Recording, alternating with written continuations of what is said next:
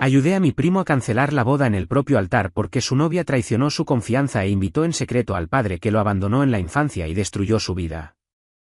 Nunca pensé que iba a terminar manejando por todo Miami un sábado por la mañana con un traje arrugado y el corazón latiéndome en la garganta porque mi primo estaba a punto de cometer el peor error de su vida. Y no lo digo porque su prometida fuera una persona horrible, aunque después entenderás por qué esa afirmación podría sostenerse, sino porque había una sola condición que él había puesto para casarse: su padre no debía estar en la boda. Un poco de contexto para que entiendas. Mi primo y yo crecimos prácticamente como hermanos. Él vivía con su mamá y yo con los míos, pero nos pasábamos los fines de semana juntos desde los 5 años. Nuestros padres son hermanos, y cuando el papá de mi primo se fue, así, sin más, una mañana de domingo, toda la familia vio cómo eso lo quebró. Yo tenía 11, él 10. No volvimos a saber nada del tipo por más de 15 años. Nada. Cero.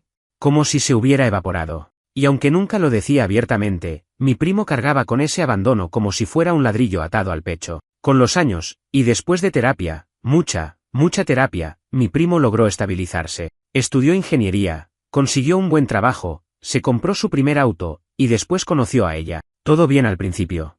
Encantadora. Familiar. Educada.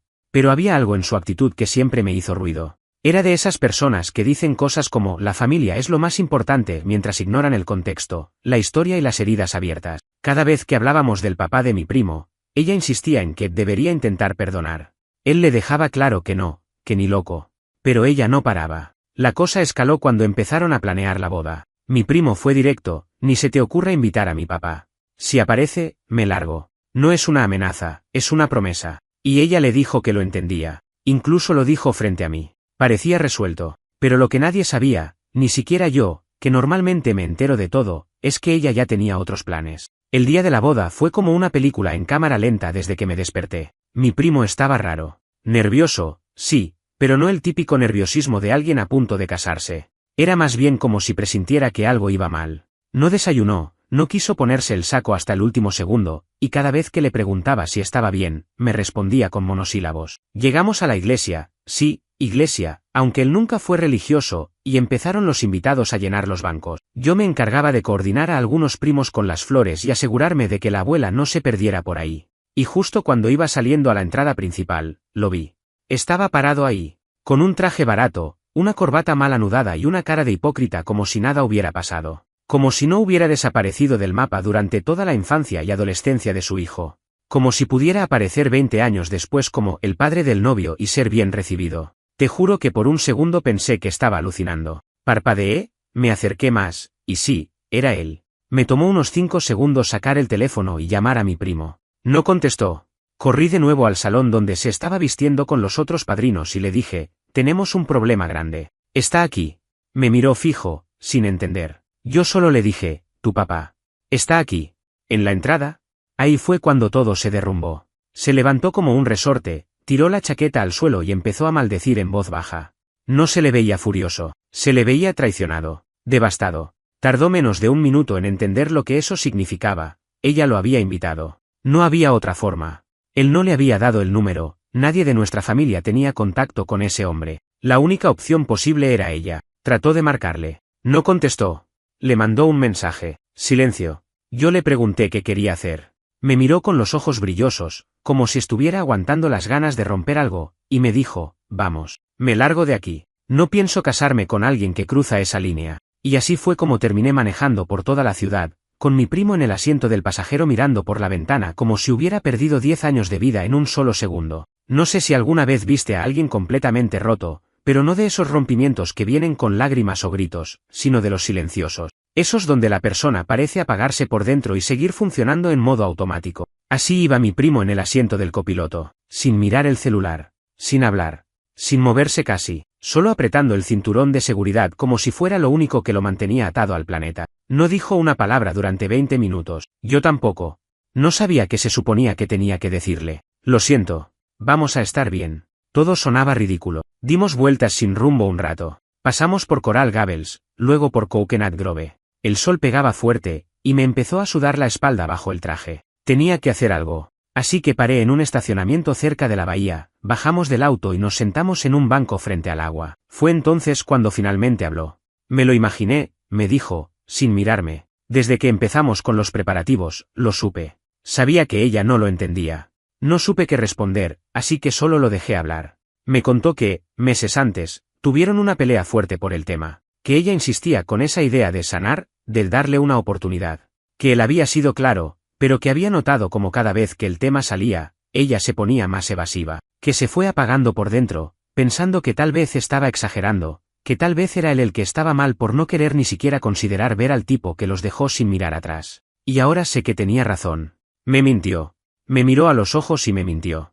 No fue solo invitarlo, fue la traición. Esa palabra pesó más que cualquier otra. No error. No confusión. Traición. Era exactamente eso, porque podés discutir muchas cosas en una pareja, pero cuando una persona te cuenta el peor momento de su vida y te confía su límite más claro, si lo pisas a propósito, no hay excusas. Eso no es amor, es manipulación. Me contó cosas que yo no sabía, que ella había intentado contactar al tipo en secreto meses antes, que encontró correos electrónicos en su computadora hace unas semanas, mensajes con fechas, horarios, llamadas por Zoom. Él no le dijo nada en su momento, no quiso pelear, no quiso armar escándalo a días de la boda, se convenció de que ella había recapacitado, pensó, capaz solo quería saber quién era, entenderlo, y ya está. Pero en el fondo, sentía que había algo más, solo que se negó a aceptarlo, hasta que lo vio parado en la puerta de la iglesia. No quiero volver, me dijo de repente, no quiero dar explicaciones, no quiero verla llorar, no quiero enfrentar a su familia, no puedo, me siento un idiota.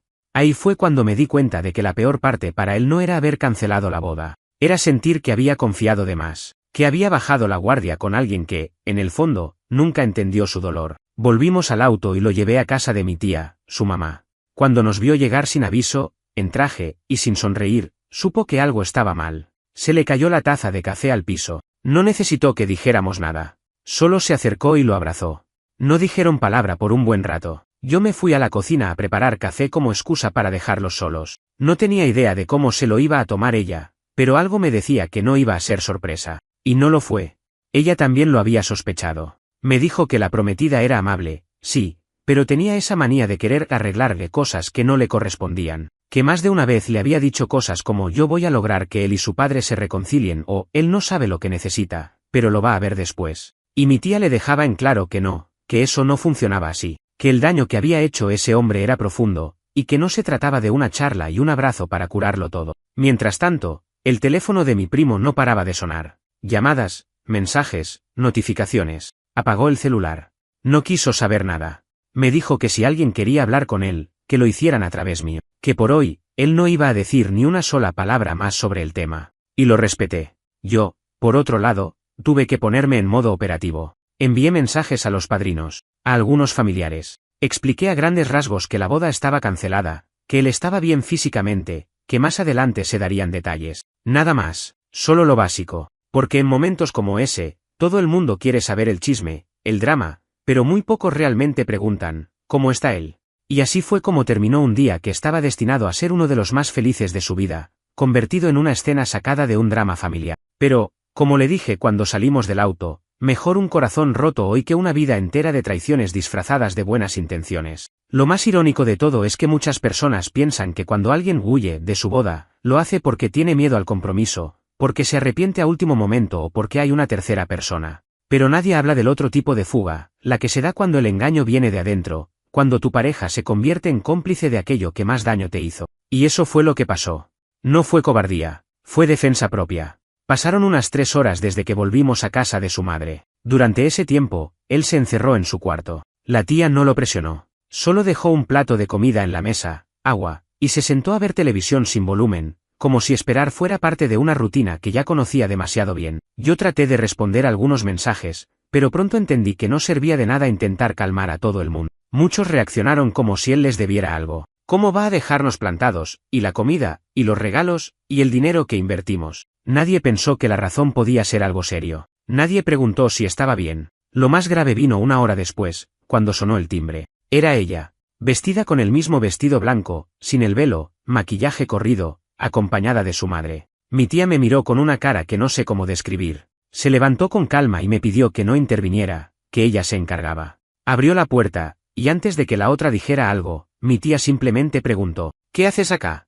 La exprometida se puso a llorar al instante. Dijo que todo había sido un malentendido, que solo quería hacer lo correcto, que pensó que sería una sorpresa bonita para que él sanara, que había hablado con su padre porque sentía que tenía derecho a estar presente en el día más importante de su hijo, que todo lo había hecho con amor. Mi tía no gritó, no se exaltó, solo se le endureció la cara de una manera que me dio escalofríos. Le contestó algo que todavía hoy me retumba. El amor no se prueba forzando al otro a revivir su peor trauma. Eso no es amor. Eso es ego disfrazado de buenas intenciones. La mujer mayor que estaba con ella, su madre, intentó intervenir. Dijo que todo el mundo comete errores, que seguramente mi primo había exagerado, que no era tan grave, que una conversación lo podía arreglar todo. Ahí sí intervine. Salí del living y les dije, sin rodeos, que no iban a verlo, que él no quería verla, que había tomado su decisión y que si seguían forzando la situación, íbamos a tener que llamar a alguien para que se encargara.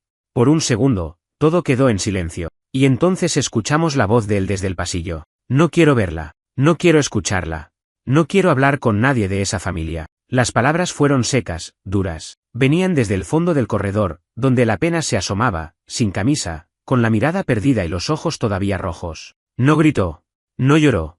Pero su tono fue lo suficientemente claro como para cerrar la puerta emocionalmente en la cara de ambas. Ellas se quedaron paradas, sin saber qué hacer. Y como no se iban, mi tía directamente cerró la puerta. El resto de la tarde fue un desfile de mensajes y llamadas que no paraban de llegar. Algunas personas querían detalles morbosos, otros trataban de convencerlo de que volviera, y algunos pocos, muy pocos, simplemente dijeron, estoy para lo que necesites. Y eso fue todo lo que él necesitaba. No explicaciones, no interrogatorios, solo apoyo. El colmo fue cuando, unas horas más tarde, recibí una llamada del padre. Sí, ese tipo que no veíamos desde que éramos nenes. El mismísimo que causó todo este caos con su simple aparición. Me llamó a mí. No sé cómo consiguió mi número, supongo que ella se lo pasó. Atendí por reflejo, sin pensar. Me habló como si nada, como si tuviera derecho a participar en la conversación. Me dijo que estaba muy dolido por la reacción de su hijo, que solo había ido porque lo extrañaba, que tenía derecho a estar presente en ese día, que él también tenía heridas, que fue un padre ausente pero no por gusto, que la vida lo había arrastrado, que merecía una oportunidad. Lo interrumpí.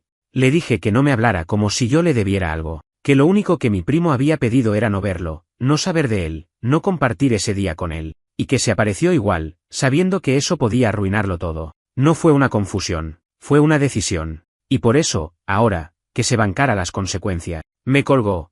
No volvió a llamar. Más tarde esa noche, algunos de los amigos más cercanos de mi primo se acercaron a la casa. Ya todos sabían lo que había pasado. No hubo preguntas, solo cerveza, pizzas, y un intento de distraerlo. Funcionó a medias, se reía un poco, pero le costaba. Era como si su cuerpo estuviera presente, pero su mente seguía allá, en la puerta de la iglesia, viendo a ese hombre con cara de no hice nada malo. Fue ahí cuando me dijo algo que me partió. ¿Y si nunca puedo confiar en nadie otra vez? No supe qué responderle, solo le dije lo que podía decir, entonces confía en nosotros, en los que no te fallamos. Al día siguiente, parecía que la ciudad entera se había enterado. No sé cómo, pero la noticia de la boda cancelada corrió como fuego en pasto seco. No me sorprende, la verdad. En una familia como la nuestra, latina, unida hasta lo tóxico, con primos de 20 tipos diferentes y tías que creen que tener un grupo de WhatsApp es lo mismo que ser una agencia de noticias, bastó que uno solo supiera para que todos estuvieran comentando. Y lo peor, opinando. Porque cuando hay drama, todos se convierten en psicólogos, abogados y expertos en relaciones humanas. Mi primo no quería salir de la casa, ya no por tristeza, sino por vergüenza. Porque cuando se te cae encima un quilombo como ese, no solo perdés la pareja. Perdés también esa imagen de estabilidad que venías construyendo. Él no quería lidiar con miradas de lástima, ni con los comentarios del tipo «ay, pero era una buena chica», o quizás se pueden reconciliar.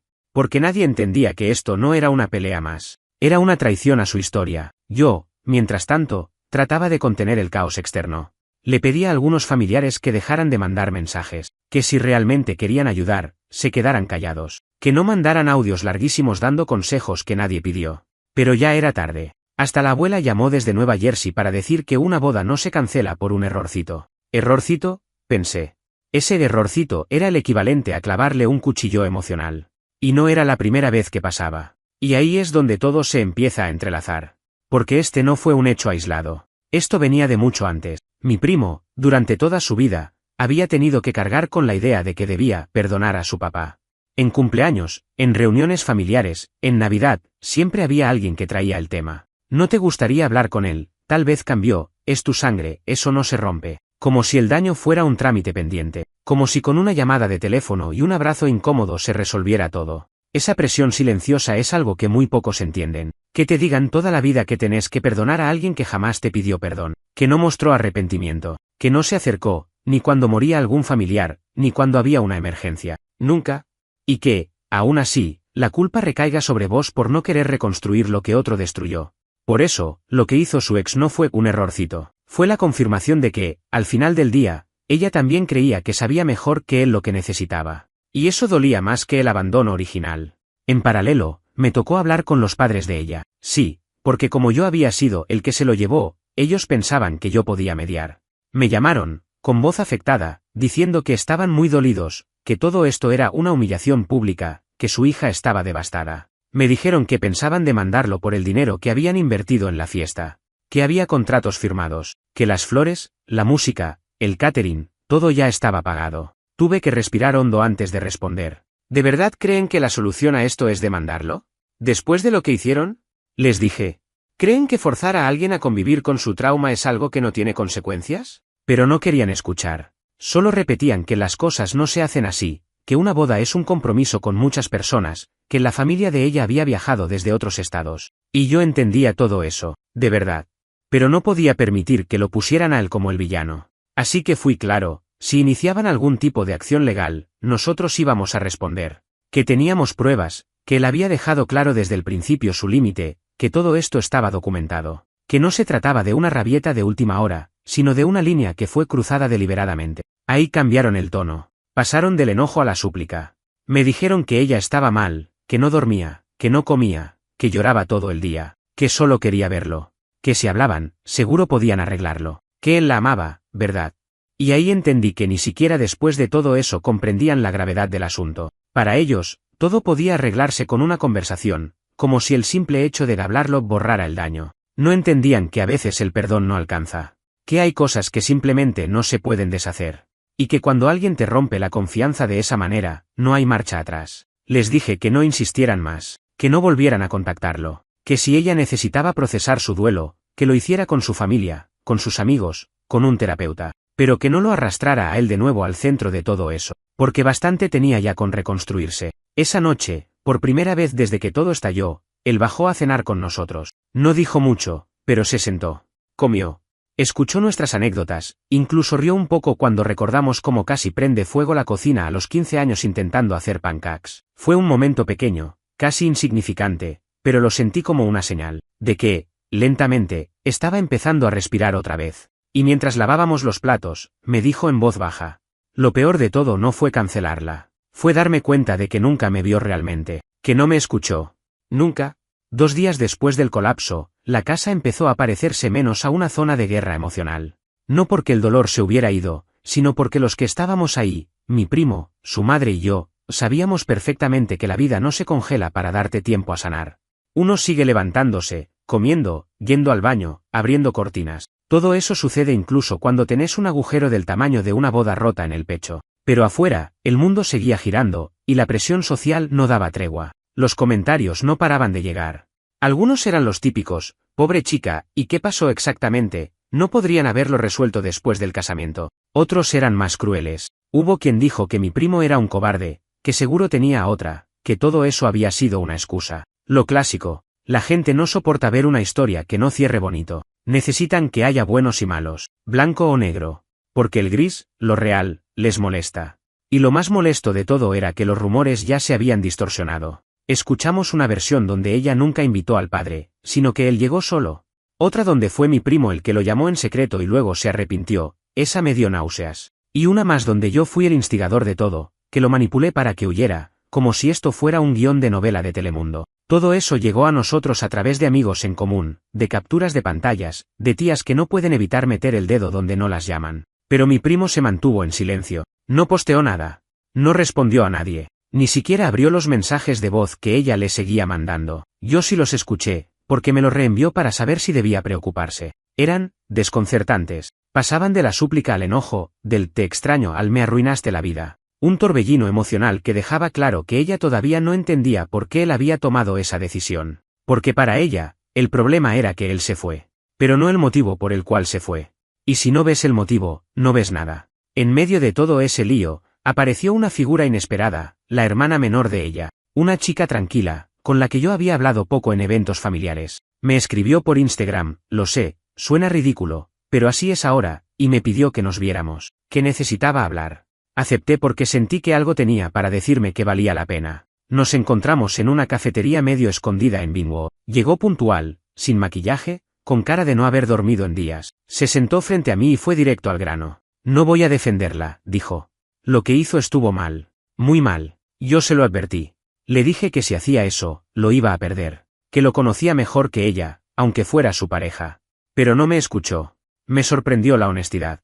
En un entorno donde todos estaban ocupados eligiendo bando o negando realidades, alguien finalmente reconocía lo obvio. Ella pensó que lo estaba salvando. Que si lograba ese momento de película, tipo, mira, tu papá vino, ahora pueden abrazarse y cerrar heridas, vos sabés, el típico final Disney, entonces todo se acomodaría. Pero no entendió que eso no era una película. Que no era su historia para dirigir. Me quedé en silencio. Lo que decía era cierto. El problema nunca fue solo el acto, sino la intención. Creer que sabes más que el otro sobre su propio dolor. Meterte a jugar a redentor emocional sin permiso. Y eso es peligroso. Porque los traumas no se curan con gestos bonitos, se curan con respeto. Me contó que el padre de ellas también había sido un ausente, pero distinto. Que por eso ella se había obsesionado con la idea de reconciliaciones familiares. Que siempre decía que si su papá hubiera vuelto, ella lo habría recibido con los brazos abiertos. Pero que mi primo no era ella. Y que eso nunca lo entendió.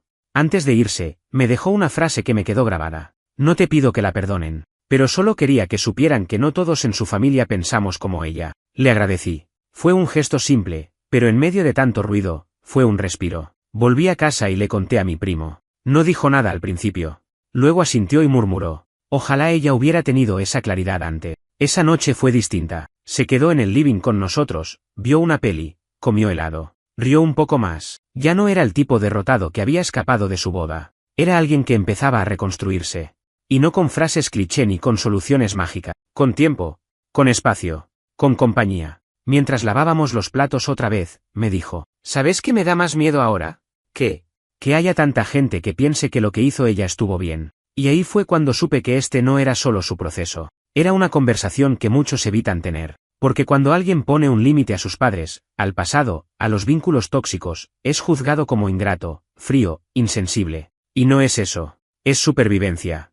Es respeto por uno mismo. Una semana después, la casa ya tenía otro ritmo. No te voy a mentir, todavía había silencio, momentos raros, vacíos. Pero eran distintos. No eran los silencios cargados de ¿qué carajo acaba de pasar del primer día?, sino esos silencios que aparecen cuando estás procesando algo muy grande y aprendes a no empujarlo debajo de la alfombra. Silencios necesarios. Mi primo seguía sin salir demasiado, pero ya se vestía, bajaba a desayunar, se reía con los memes que le mandaban algunos amigos. A su manera, estaba sanando, sin apuro, sin fórmulas, como podía. Y en el medio de esa calma tensa, llegó la bomba que sabíamos que tarde o temprano iba a explotar. Ella hizo un post en redes. No un post sutil, no una frase críptica o una reflexión sobre el amor y el perdón. No, fue un texto larguísimo, acompañado de una foto suya en la iglesia, sí, en el altar, sola, donde contaba su versión de los hechos. En resumen, que mi primo tenía problemas no resueltos con su padre, que ella solo quiso ayudar, que la presencia de su suegro en la boda era un gesto de amor y paz, y que él huyó dejándola plantada sin darle oportunidad de explicarse.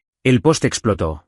Comentarios de todo tipo. Algunos compasivos, otros atacándola, otros defendiendo a mi primo, aunque, por supuesto, él ni siquiera tiene redes públicas. Pero lo que más me reventó fue ver cómo el relato estaba cuidadosamente armado para dejar fuera los detalles que realmente importaban. Como si fuera una película donde ella era la heroína incomprendida y él, el tipo emocionalmente disfuncional que no supo valorar su esfuerzo. Cuando vi el post, me ardió la sangre. Se lo mostré a mi primo, dudando si hacerle más daño con eso. Pero él solo lo leyó una vez, respiró hondo y dijo, sabía que iba a pasar. Necesita un cuento donde ella no es la villana. Después agarró su celular, abrió la app de notas, y me dijo, voy a escribir mi versión. Pero no para postearla, para mí.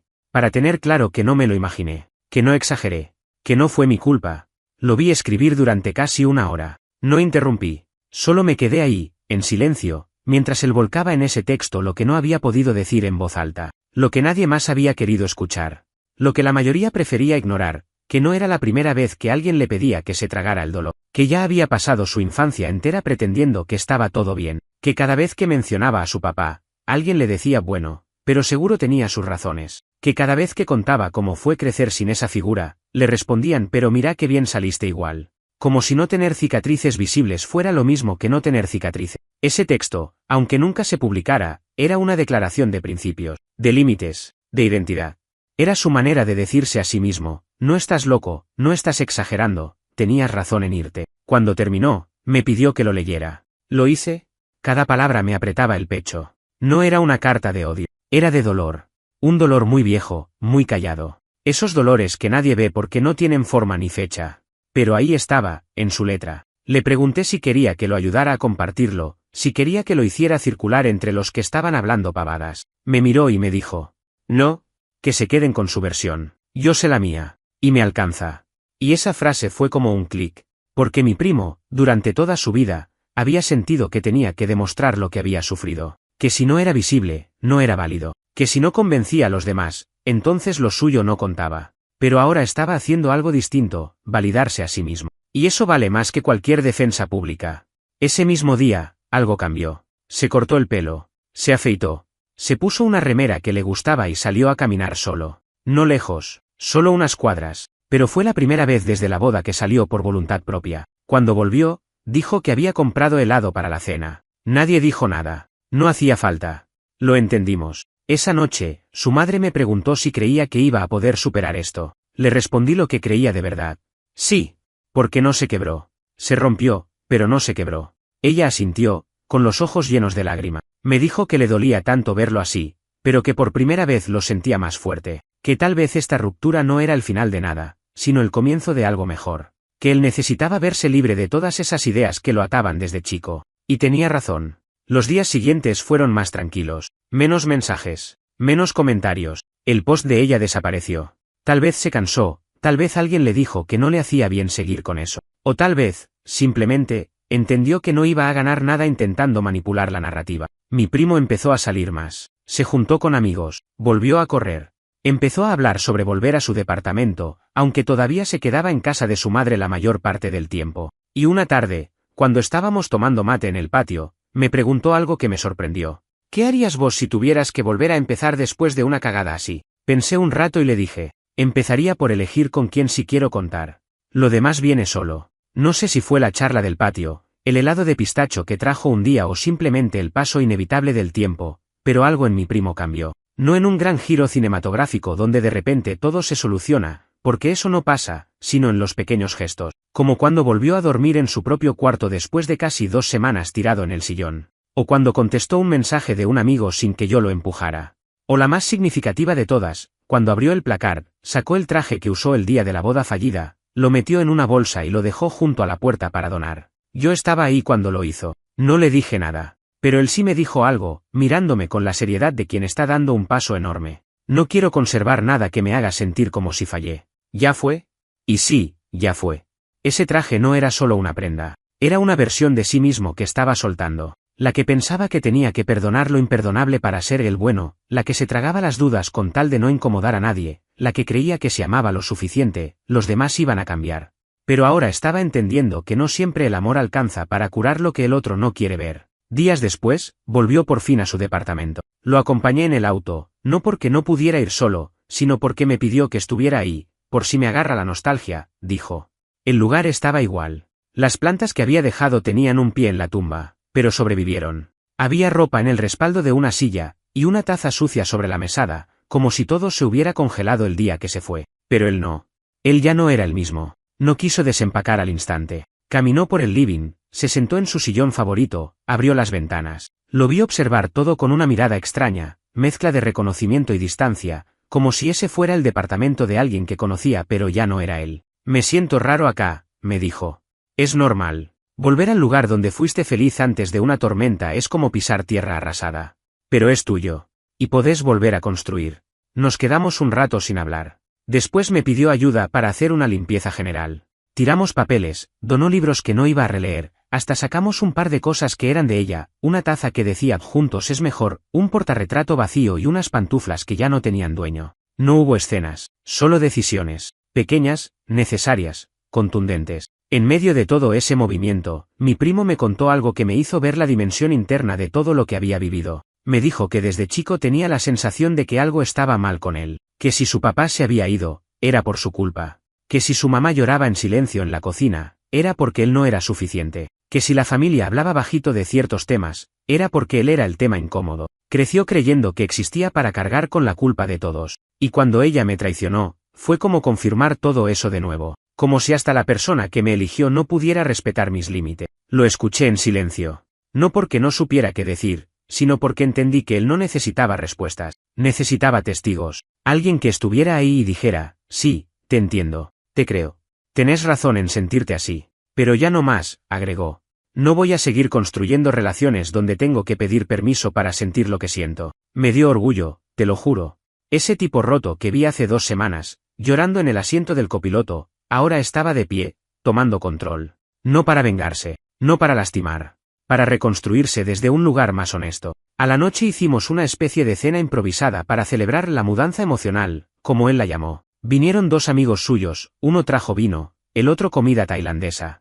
Nada formal. Nada para las redes, solo nosotros, en su living, riéndonos con cosas que antes no tenían gracia, escuchando música, haciendo chistes tontos. Yo lo vi feliz. O algo muy cerca de eso. Algo real. Y en medio de esa charla, tirados en el suelo con platos descartables y el ventilador girando, surgió un tema que todos sabíamos que eventualmente llegaría. ¿Y ahora qué?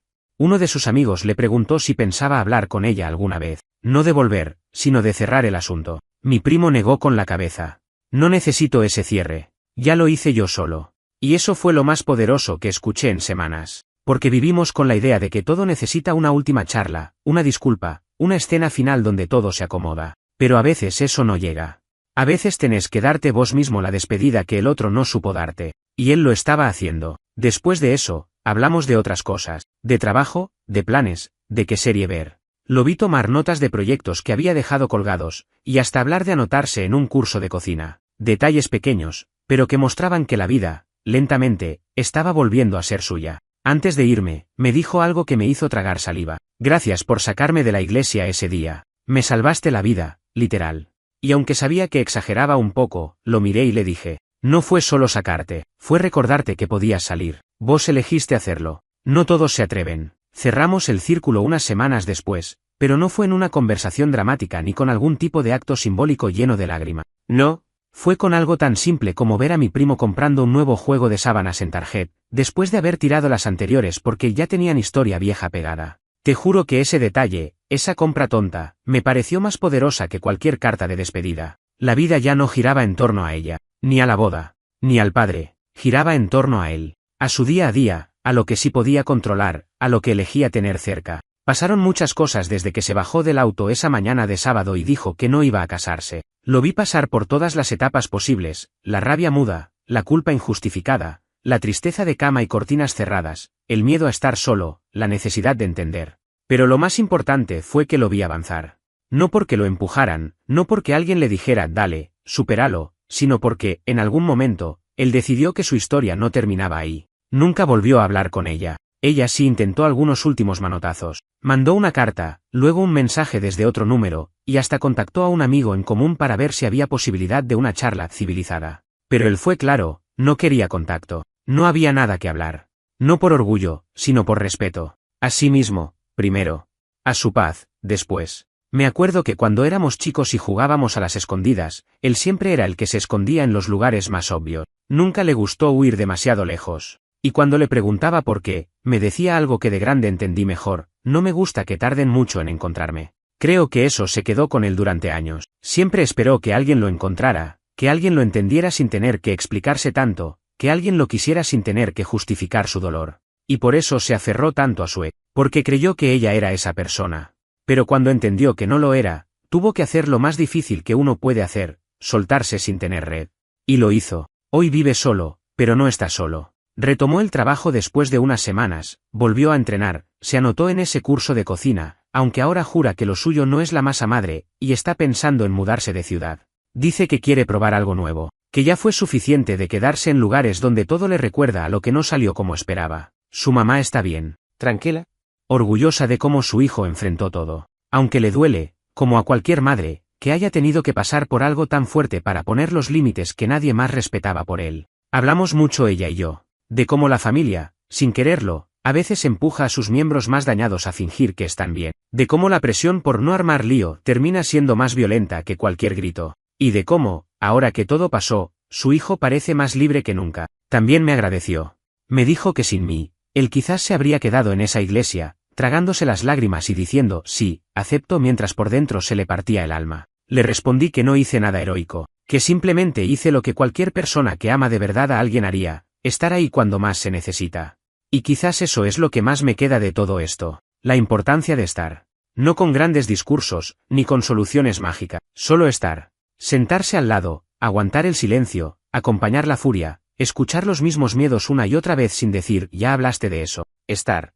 Un día, mientras comíamos algo en su departamento, le pregunté si sentía que algún día iba a perdonar a su padre. Se quedó callado, masticó despacio. Y después me dijo algo que todavía no termino de procesar del todo. No sé si quiero perdonarlo, pero sí quiero dejar de cargarlo. Y son cosas distintas. Y sí, lo son.